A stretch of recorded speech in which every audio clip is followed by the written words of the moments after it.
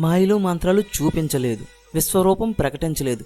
జీవితంలో ఎన్నో కష్టాలు, జరగరాని సంఘటనలు. చిన్న వయసులోనే పినతల్లి స్వార్థానికి తండ్రిని పోగొట్టుకున్నాడు. పట్టాభిషేక ముహూర్తానికే అడవుల బాట పట్టాడు. తోడుగా ఊరటగా నిలుస్తుందనుకున్న భార్యకి దూరమయ్యాడు. కారడవుల్లో కన్నీళ్లతో వెతికాడు. అంతులేని దుఃఖాన్ని గుండెల్లో మోస్తూనే రాక్షసవధ చేశాడు. అందరిలాగే ఉద్వేగాలు, ఆలోచనలు, ఆవేదనలను అనుభవించాడు. లోకమంతా తనను దేవుడని కీర్తిస్తున్నా తాను మాత్రం నిస్పష్టంగా దశరథుని కుమారుడనైన రాముడిని మాత్రమే అని ప్రకటించాడు. ఈ రోజుకి శ్రీరామచంద్రమూర్తి దేవాలయం లేని ఊరికి ఆడపిల్లల్ని ఇచ్చి పెళ్లి చేయడానికి కూడా ఇష్టపడరు తల్లిదండ్రులు. అంటే అతిశయోక్తిని నమ్మగలమా? అయినా లోకమంతా ఆయన ఎందుకు ఆదర్శంగా తీసుకుంది? ఎన్నో బాధలు, త్యాగాలు, విమర్శలు పడిన ధర్మం తప్పని శ్రీరామచంద్రమూర్తి సక్సెస్ స్టోరీని మన ఛానల్లో చెప్పుకుందాం. అలాగే అందరికీ శ్రీరామనవమి శుభాకాంక్షలు. అలాగే ఈ వీడియోని కేవలం శ్రీరామచంద్రమూర్తిని ఒక వ్యక్తిగా భావించి చెప్తున్న వీడియో మాత్రమే. అలాగే ఈ వీడియో పట్ల మీ అభిప్రాయాలను కామెంట్ సెక్షన్లో కామెంట్ చేయండి. అన్నిటికంటే ముందు ఈ వీడియోకు చిన్న లైక్ ఇచ్చేయండి. మరింత ఆలస్యం వీడియోలోకి వెళ్ళిపోదాం. ఆయన ధర్మాన్ని సంపూర్ణంగా ఆచరించాడు. ధర్మానికి రూపాన్నిస్తే రాముడు రూపం వస్తుందన్నంత పవిత్రంగా జీవించాడు. చేతికి అంది వచ్చిన సింహాసనం దక్కకపోయినా, స్వయంగా భరతుడే వచ్చి రాజ్యానికి రమ్మని అడిగినా, ప్రాణం కన్నా మిన్నగా ప్రేమించిన సీతను రావణుడు అపహరించిన సందర్భం ఏదైనా కానీ ధర్మాన్ని విడిచిపెట్టలేదు. అందుకే రామయ్య ధర్మమూర్తి అయ్యాడు.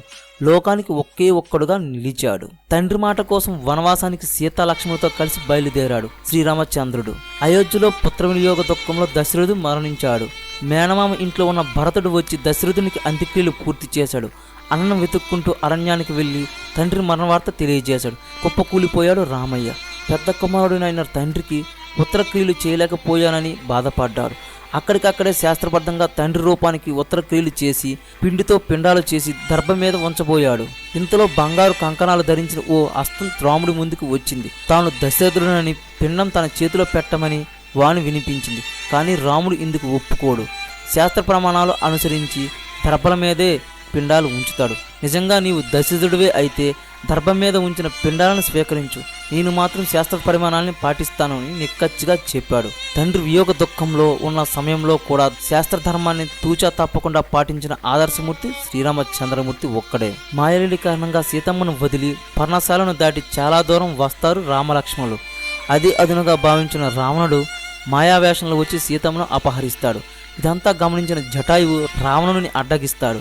విశాలమైన తన రెక్కలే ఆయుధంగా చేసుకుని రావణుని ముప్పు తిప్పలు పెడతాడు. సహనం నశించిన రావణాసుడు జటాయువు రెక్కలు నరికివేస్తాడు. రెక్కలు తెగిన ఆ జటాయువు పక్షి నేల కూలుతాడు. కొన్నాళ్లకు సీతాన్వేషణ చేస్తూ అటుగా వచ్చిన రాముడికి జరిగిన వృత్తాంతం పూర్తిగా చెప్పి రాముడి చేతిలోనే ప్రాణం విడుస్తాడు. తనకు క్షేమం కలిగించడానికి ప్రాణాలకు తెగించిన జటాయువును ఆప్తుమిత్రుడిగా స్వీకరించి అతడికి ఉత్తరక్రియలు స్వయంగా నిర్వహిస్తాడు. రామయ్య క్షత్రియుడు, చేస్తున్నది వనవాసం, మరణించింది పక్షి. అయినప్పటికీ జటాయువుకి తాను స్వయంగా ఉత్తరక్రియలు చేసి స్నేహధర్మానికి అసలైన అర్థాన్ని ఆచరణాత్మకంగా ప్రకటించిన మహనీయుడు శ్రీరామచంద్రమూర్తి. వాలి తన తమ్ముడైన సుగ్రీవుని భార్యను చెరపట్టాడు.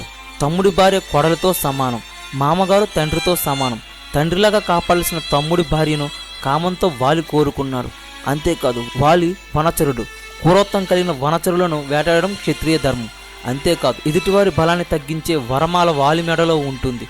దాన్ని ధరించిన సమయంలో వాలి ఎదుటి ఎవరు నిలిచినా వారిని శక్తి క్షీణిస్తుంది. కాబట్టి రాముడి చెట్టుచాటున దాగి వాలిపై బాణాన్ని ప్రయోగించాడు. ఇది యుద్ధ ధర్మం.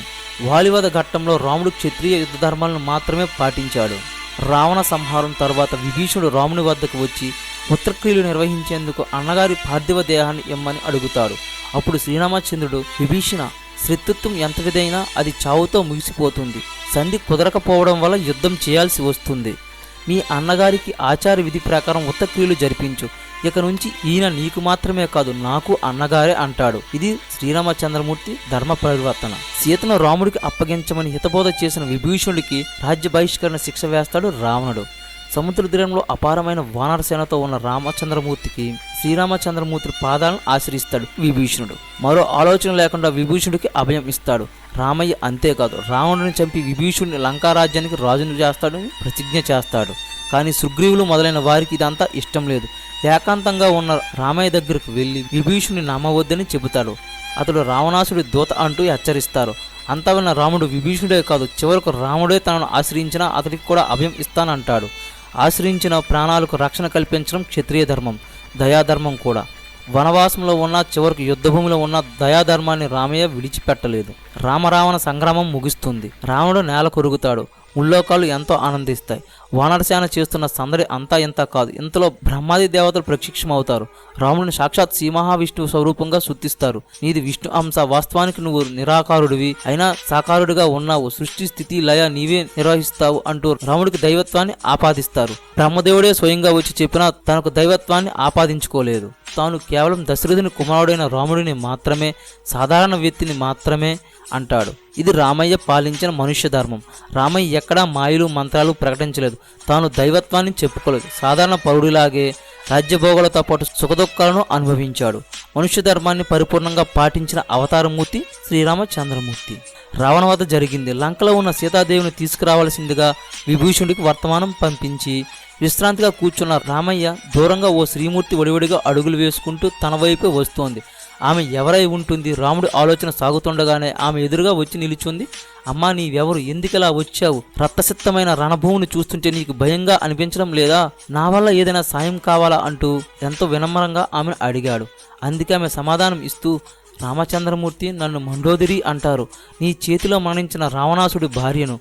రామా, నీవు ధర్మమూర్తివని, ఏకపత్నీవ్రతుడని, సీతను తప్ప మరే ఇతర స్త్రీ పేరు కూడా తలచవని విన్నాను. నా భర్త అనేక మంది స్త్రీలను చెరపట్టాడు. నీ వంటి ఉత్తమ గుణసంపూడైన యోధుని చూడాలనే కుతూహలంతో వచ్చాను. పరస్త్రీని చూడగానే వినమ్రంగా ఉన్నప్పుడే నీ ఔన్నత్యం అర్థమైంది. రామా, ధన్యురాలను, ఇక సెలవు అంటూ నిష్క్రమించింది. ఇది పరస్త్రీపై రామయ్య చూపించే సోదర ధర్మం.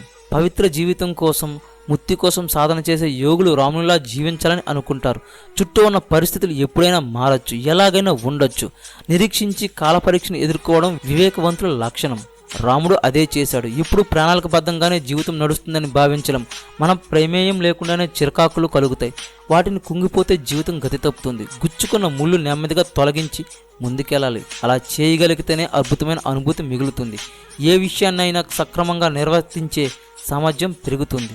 ఇదండి శ్రీరామచంద్రమూర్తి గొప్పతనం. అతని జీవితంలో ఈ విధాలంటి ధర్మాలను పాటించాడు కాబట్టే సక్సెస్ఫుల్ వ్యక్తిగా నిలిచాడు. ఈరోజు అతని గురించి నా వీడియోలో చెప్పుకోవడం నాకు గర్వకారణంగా ఉంది. అందుకే మీ అందరికీ మరొకసారి చెబుతున్నా, శ్రీరామనవమి శుభాకాంక్షలు. ఇంతవరకు చూసినట్టు ఈ వీడియో ఎంతో కొంత మీకు నచ్చే ఉంటుంది. అందుకే ఒక చిన్న లైక్ ఇచ్చేయండి. అలాగే ఈ వీడియో పట్ల మీ అభిప్రాయాలను కామెంట్ సెక్షన్లో కామెంట్ చేయండి. ఇలాంటి మరిన్ని వీడియోల కోసం మన ఛానల్ని సబ్స్క్రైబ్ చేయండి. మరో వీడియోలో మళ్ళీ కలుద్దాం.